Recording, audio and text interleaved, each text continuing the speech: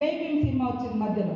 అంటే ఒక్క మామూలు మహిళ భర్త దొంగతనం పేరుతోటి ఒక ఉన్నత వర్గాలు కేసు పెట్టి ఇబ్బందుల పాలు చేస్తే చేతిలో సంఖలో బిడ్డ కడుపులో మరి రూపం పోసుకునేటువంటి బిడ్డ యొక్క సినిమాను అద్భుతంగా మన ముందుకు తీసుకొచ్చింది. అవునా, మాకు ఈ హక్కులు ఉంటాయా అని ఎంతో మందికి ఈ సినిమా ప్రేరణగా నిలిచింది. కానీ అలాంటి సినిమాను ప్రోత్సహించలేదు, అలాంటి వాళ్ళకి అవార్డులు రాలే జైభీం సినిమా లాంటి వాటికి. కానీ ఇవాళ పోలీస్ అధికారులు చట్టబద్ధంగా ఉండేటువంటి డ్యూటీలో ఉంటారు.